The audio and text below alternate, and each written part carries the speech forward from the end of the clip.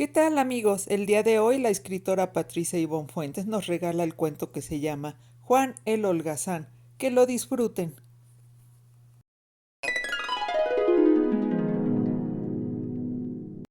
A Juan Vivanco le gustaba hacer bromas respecto a su apellido. Desde jovencito siempre decía que cuando fuera adulto tendría su propio banco. ¡Ja, ja! Juan Vivanco tiene su banco. ¡Ja, ja! Pero nada más alejado de la realidad, porque una cosa es querer y otra es poder. Y para Juan Vivanco, hacer dinero fue algo que realmente le estuvo negado desde siempre. Nacido en familia de escasos recursos, con dificultad pudo terminar la secundaria, asistiendo a varias escuelas públicas, pues de todas a las que llegaba, terminaban expulsándolo por irreverente y por flojo, y cuando empezó a cursar el bachillerato, su papá de plano le dijo que se saliera y que mejor dejara de perder el tiempo, porque ya llevaba 5 años con eso del bachillerato y no podía aprobar ni siquiera las materias del primer semestre. Y es que al papá, sin dejarse llevar por el afán de ser mal pensado, pero se le imaginaba algo así como que Juan nada más agarraba los estudios como pretexto para estar con los amigotes y andar de haragán sin trabajar, esperando quizás a que el tonto del papá, o sea, él, lo siguiera manteniendo durante toda la vida. Claro que Juan negaba esto, se hacía el ofendido cuando su papá se lo insinuaba. Y es que aunque sí le gustaba perder el tiempo y pasarse la vida con los amigos, pero él tenía una justificación para todo. A todo aquel que le prestara tiempo y oídos como para escucharlo, le decía, por ejemplo, que si estudiabas una carrera universitaria, era para trabajar después como negro. Era una especie de esclavitud voluntaria. Una tontería eso de esforzarse demasiado, porque de acuerdo a la ley de las probabilidades, existía una posibilidad, aunque fuera mínima, de que cualquier día cayera un meteorito sobre nuestro planeta y a eso le siguiera el juicio final, o dicho de otro modo, pues el fin del mundo. Y no es que fuera exagerado o fatalista, la historia le daba la razón. ¿Acaso, alegaba, no había hallazgos de que había caído un meteorito gigante en la península de Yucatán y que había provocado una extinción masiva y por eso desaparecieron los dinosaurios de la faz de la Tierra? A ver, ¿y qué decir de la Guerra Fría, en la que el presidente de Rusia a cada rato amenazaba a los gringos y viceversa? Y China, ese era el país más temible, ¿a poco no? ¿Qué tal aquella teoría replicada miles de veces en Internet y que señalaba a los científicos chinos como los culpables de que el coronavirus que ya había matado a 10 millones de personas se les hubiera escapado de su laboratorio? A ver, lo peor del asunto era que quizá ni siquiera se les había escapado, porque pudiera ser que lo hubieran dejado libre a propósito para que se propagara y así eliminara la sobrepoblación del planeta. ¿A poco no? Porque los chinos eran tantísimos que podrían estar pensando en apropiarse de todo el mundo para poderse expandir como un sapo y ocupar cada rincón disponible del planeta. Y siendo así, se preguntaba Juan, a ver, ¿qué caso tenía esforzarse tanto? Competir con otros, batallar, compararse, ambicionar, ser el más rico del mundo, tener los mejores negocios. A ver, ¿para qué? Si hoy cualquiera podía estar vivo, pero mañana, pues quién sabe. Otra probabilidad era que Corea del Norte lanzara muchos más misiles ultrasónicos de los que ya acostumbraba a estar lanzando y con los consecuentes estallidos nucleares rompieran toda la corteza terrestre y provocaran con eso erupciones, tsunamis, terremotos devastadores, a ver, por todo el mundo, por no hablar de la radiación que mataría a millones de manera lenta y dolorosa. Muy espantoso el asunto. Todas estas teorías o justificaciones, según a quien se las dijera, las sacaba de los programas amarillistas de personas disque muy influyentes que tenían su propio canal en internet y que tenían por estrategia captar un mayor número de suscriptores conforme más alarmistas eran, tan alarmistas que a veces bordeaban en la locura, o si no, de plano en la ridiculez, pero todo fuera por conseguir cierta notoriedad. En conclusión, decía Juan a sus muy pocos oyentes, nadie tenía la vida asegurada, y en los tiempos actuales, con tantas amenazas latentes, era una total intrepidez eso de pensar en llegar a viejo, y concluía dictaminando de manera tajante que para lo único que el ser humano debería de guardar dinero era para no tener que pedir limosna o dormir en la calle cuando se fuera anciano. Por eso Juan Vivanco no estudiaba y no quería un trabajo fijo que lo convirtiera en un maldito esclavo, por lo que solamente hacía chambitas aquí y allá, y el dinero ganado era para comprar comida y algunos artículos casi indispensables como papel para limpiarse cuando terminaba de hacer del baño. Eso sí, reconocía que era un lujo que le gustaba darse, porque odiaba utilizar el periódico. Además reconocía que el genio que había inventado el papel del baño no solamente merecía ser millonario, sino también tener una estatua gigante en el mismo lugar que la Torre Eiffel o el Arco del Triunfo o de la Estatua de la Libertad. Pero bueno, regresando a lo que él pensaba sobre el dinero, lo que se dice dinero, pues Juan nunca lo tuvo, mucho menos iba a poder tener el banco con el que soñaba cuando era niño, ya ni siquiera una casa de cambio de divisas. Y cada vez que recordaba eso de tener su propio banco, sonreía y les decía a sus amigos meneando la cabeza que qué tonterías se piensan cuando uno está chamaco, ¿verdad? Y todos le daban la razón. Pero la vida de Juan Vivanco dio un giro inesperado cuando se murió su tía Clotilde. Era la hermana de su papá, única hermana, y dejó su herencia a su único sobrino, o sea, pues a él, a Juan Vivanco. Y esto fue así por meros azares del destino, porque resultaba que la tía Clotilde nunca pudo tener hijos, pero de haberlos podido tener, pensaba Juan, pudo haber tenido 5 o 7 hijos y a él no le hubiera tocado nada de la herencia, lo que son las cosas, ¿verdad? Y hablando de la herencia, tanto Juan como su papá sabían que la tía tenía dinero guardado, porque durante toda su vida había ido ahorrando y desde muy joven demostró tener buen ojo para los negocios, porque llegó el momento en que la señora tenía más de 20 tiendas por todos los rumbos de la ciudad. No tenía obsesión por ningún giro comercial en particular, por lo que había hecho dinero tanto con tlapalerías, fondas, farmacias, vulcanizadoras, reparación de lavadoras y hasta con venta de refacciones automotrices.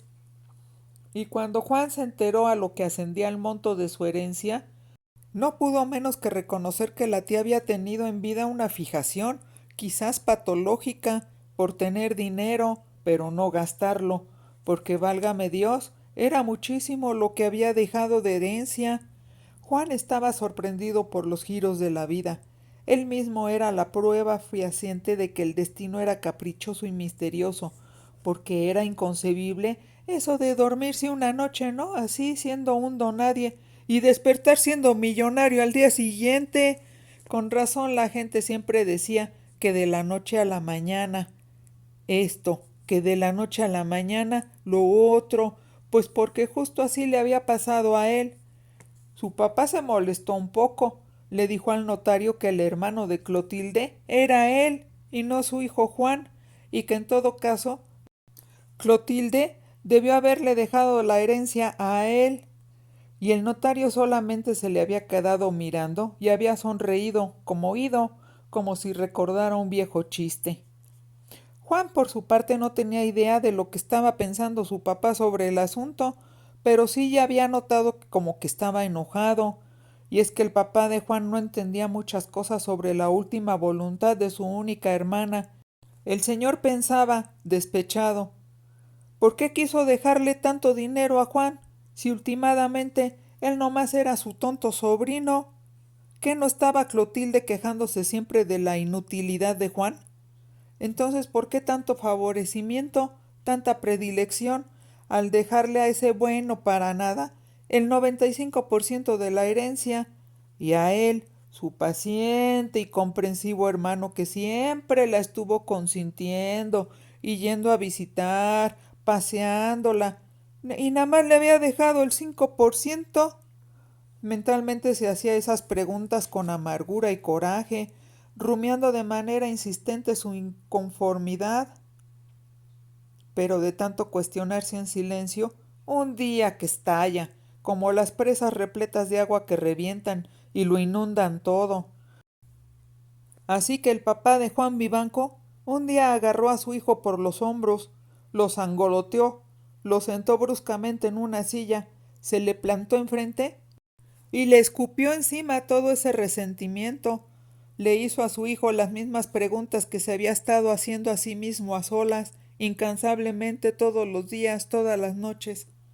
Cuando su papá terminó de sacar a la luz toda su envidia, su coraje y sus celos, Juan simplemente se alzó de hombros y contestó que ignoraban los motivos de la decisión de la tía, a la que, a decir verdad, pues él casi nunca la visitaba y hasta le caía requete gorda. No se lo explicaba de veras, porque además él nunca se quiso congraciar con ella, nunca la vio de manera convenenciera, nunca le hizo la barba o trató de quedar bien con ella. Tal vez fue eso lo que tomó en cuenta la tía, reflexionó Juan, eso de que él nunca fue hipócrita o interesado, y así se lo dijo a su papá, y aclaró rápidamente para evitar disgustos y malentendidos que no se sintiera aludido, que eso nomás era su punto de vista, pero que la verdad era que la vida estaba llena de misterios inescrutables, misterios inescrutables, papá, y como la tía ya estaba muerta, difícil sería saber sus verdaderos motivos, así que, pues sabrá Dios. Total que de los 5 millones que Juan heredó, y para que su papá dejara de quejarse y manifestar su inconformidad, le dio la mitad, o sea, 2,5 millones, que al fin a él ni le había costado trabajo ganarlos, ¿verdad? Ja, ja. Su papá le dio las gracias, pero siguió refunfuñando durante meses. Quizás hubiera querido que su hijo le diera toda la herencia, porque se la pasaba repitiéndole que él lo había mantenido desde recién nacido hasta ahora que ya pasaba los 30 años, y que les había tenido que soportar todos sus defectos, tanto a su hermana Clotilde como a él, su hijo Juan. Total, pensaba Juan, que la gente nunca está conforme con lo que tiene, aunque él sí estaba conforme, ¿eh? Y durante los 2 primeros meses estuvo pensando cómo invertir ese dinero, porque el chiste sería multiplicarlo, ponerlo a trabajar o no, y mientras lo pensaba se distraía un poco yendo por las tardes con los amigos a jugar billar. Era tan bueno en el juego que lo primero que pensó fue en poner un negocio de billar, pero su papá lo desalentó cuando opinó que ya se imaginaba el negocio de su hijo, lleno de vagos y drogadictos y hasta de delincuentes, que habiendo tantísimos negocios, ¡ah, caray! ¿Por qué un billar? Y Juan reconoció que quizás no fuera tan buena idea, quizás un lote de autos usados sería mejor, porque se le podría sacar buena ganancia. El papá consideró que estaba un poco mejor esa idea y ya no mostró inconformidad, sobre todo porque él mismo ya estaba muy ocupado, pensando cómo poner a trabajar la parte de la herencia que le había cedido su hijo. Juan se abocó a buscar un terreno en renta, en una zona muy lujosa de la ciudad, y lo quería lo suficientemente grande como para albergar unos 10 autos, y cuando por fin lo encontró, prontamente le mandó poner reja todo alrededor. También le puso piso de cemento estampado, porque consideró que así como estaba, con el piso de puritita tierra, pues no le iba a servir, no iban a lucir bien los coches y se iban a estar ensuciando con cada polvareda. Así que primero compró 6 coches para empezar. Contrató a un pintor de autos que le dio una manita de gato tanto en lo estético como en lo mecánico, y cuando terminó de arreglarlos quedaron bien lindos. Sin embargo, se dio cuenta de que ya no tenía dinero, solo le restaba lo suficiente para algunos meses de gastos y ya. Juan se desilusionó un poco porque no había disfrutado nada eso de ser rico. Ahora sí que se le había ido como agua toda su herencia, pero sus amigos le decían que no es que hubiera gastado mal el dinero, sino que por el contrario lo había invertido, que así eran los negocios, que había que meterles dinero si uno quería tener ganancias. Y por las noches, sumido en su insomnio, Juan se preguntaba qué caso tenía gastar todo el dinero para después recuperarlo. ¿No era estarse haciendo menso y perder el tiempo nada más? Eso de los negocios nomás no lo entendía, porque ahora resultaba que los únicos que habían ganado y se podían gastar el dinero que les habían pagado eran, por principio de cuentas, pues el dueño del terreno. Porque pensándolo bien, pues el día que él se fuera de ahí de ese lote, quizás para rentar en otro lado, o si pudiera comprar su propio espacio, digamos, ¿no? Pues al dueño del terreno le iba a tener que dejar todo el terreno pavimentado y con reja, eso sin contar que cada mes le pagaba un dineral de renta. El otro ganador en todo este asunto de su negocio era indiscutiblemente el maestro pintor, que le cobró muchísimo por cada coche. ¿Y qué decir del mecánico, al que también le pagó una pequeña fortuna para que dejara los coches perfectos y así no hubiera motivo de queja por parte de sus futuros clientes? Ah, se lamentaba Juan, en medio de la oscuridad de la noche, de que ya habían pasado 4 meses y todavía no podía vender ni siquiera el primero de los coches. En cuanto a su papá, que siempre había sido verdulero, casi el mismo día en el que tuvo su dinero en el banco, le dieron ganas de ser empresario de espectáculos y se compró muy buena ropa, zapatos, se arregló la dentadura, se cortó la melena que le llegaba a los hombros y le informó a sus amigos que haría una gira teatral por todo el país. Y los amigos, pues ni tardos ni perezosos, tomaron un curso rápido de actuación, algunos con actores famosos, otros por correspondencia, otros con puros tutoriales de YouTube, pero al final, más de 10 amigos y sus respectivas novias o esposas ya estaban listos para aprenderse la obra teatral con la que harían su gran debut. Comprar los derechos de una buena obra que jalara gente al teatro le salió al papá de Juan en un dineral, pero como le dijo el escritor, tener la historia, pues era lo principal. Sin historia no se tiene nada. Y luego hubo que comprar el vestuario, la escenografía, y claro, vinieron los ensayos todas las tardes y hasta muy entrada la noche, y con cada ensayo, pues había que dispararles la cena a sus actores, o sea, a sus amigos, y algunas veces, sobre todo los fines de semana, también les invitaba unos tragos para comentar el próximo estreno de la obra, de la cual todos opinaban que seguramente sería un rotundo éxito.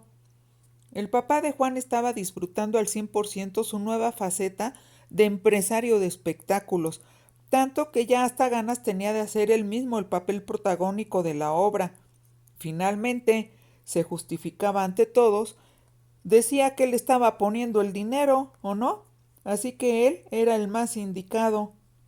Cuando el papá de Juan apareció al día siguiente al ensayo y vestido con la indumentaria que correspondía al actor protagónico, se escuchó una exclamación de enfado y frustración entre todos los demás, pero luego de la sorpresa inicial, sus amigos aceptaron a regañadientes, a todas vistas inconformes, eso sí, porque cada uno de ellos ambicionaba en secreto ese papel, el más importante, pero con el paso de los días se resignaron, aunque eso sí, a sus espaldas criticaban mucho al papá de Juan, y de idiota, mal actor y gandalla, pues no lo bajaban. De ser antes sus mejores amigos, inexplicablemente ahora parecían odiarlo, y secretamente quizás fueran sus peores enemigos. Mientras todo eso pasaba con el papá de Juan, el propio Juan se dio cuenta de que si quería seguir adelante con su negocio, iba a tener que perder dinero y vender los coches más baratos de lo planeado. Ahora todos los arreglos, incluyendo la pintura, había sido como tirar el dinero a la basura, porque a la hora de poner el precio, nadie quería gastar tanto por un coche usado, casi el doble de lo normal. Juan Vivanco, quien nunca había tenido dinero y cuando lo tuvo no lo supo conservar, se encontró con que después de 6 meses quizá tendría que cerrar su negocio. Eso no era lo peor. Ahora las deudas lo ahogaban y ya no tenía manera de seguir con tantos gastos y nada de ventas. Remató 5 coches y se quedó con uno para él, el más viejo, pero era el que más le gustaba. Ahora se daba cuenta de que tener dinero no era el chiste, lo importante era saber conservarlo, y no dejaba de asombrarle el hecho de que tan poco tiempo después de haber recibido la herencia ya no tuviera nada, excepto su auto viejo, aunque claro, con pintura nueva. Pero pues, ¿de qué servía eso? De nada. La realidad era que ese coche era un problema, se descomponía cada rato, y tenía que aceptar que el desgraciado mecánico que contrató nomás le había visto la cara y todo lo había hecho mal. Ah, pero eso sí, le había cobrado carísimo. Juan se sentía triste y enojado, todo a la vez. Lo peor era que no podía comentar nada con su papá, ni siquiera pedirle consejos, porque su papá estaba bien ocupado actuando y yendo de gira de un lugar a otro, y cuando hablaban por teléfono, su papá solo quería platicar de sus funciones y de los aplausos que recibía por todo el país. Claro, le decía su papá como disculpándose. Por aquello de la pandemia no había mucho público en los teatros. A veces sus amigos y él daban la función para menos de 10 personas. Pero aunque el público era reducido, aquello no podía considerarse un fracaso, porque la poca gente que iba a ver la obra reaccionaba muy bien, todos aplaudían mucho y hasta les pedían autógrafos y querían sacarse fotos con ellos. Juan hubiera querido platicarle a su papá que él había fracasado, pero que no importaba, total, la vida era así. A veces las cosas salían bien y a veces no.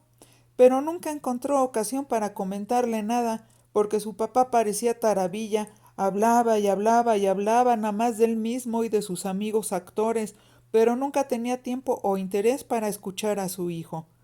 Fue hasta que regresó su papá a casa después de un año de gira artística que Juan pudo hablar con él y lo enteró de su fracaso. Le dijo que ya había retomado su vida anterior, haciendo una chambita aquí y otra allá, porque había perdido todo su dinero. Su papá lo regañó y lo criticó, de imbécil no lo bajaba.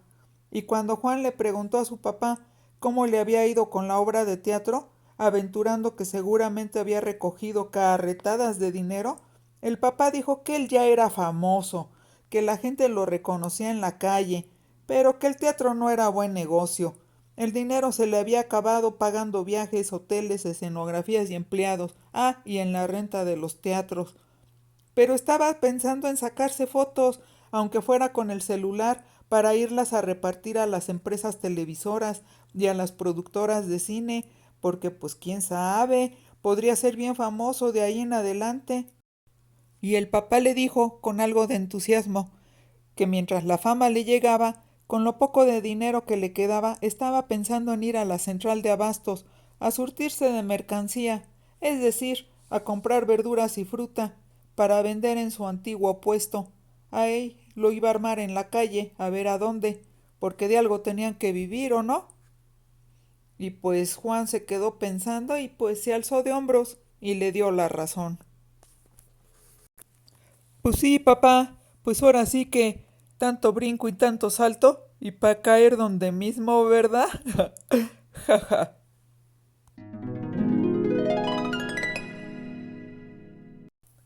Esperamos que lo hayan disfrutado. Y si te gustó, por favor suscríbete y dale like. Nos vemos hasta la próxima.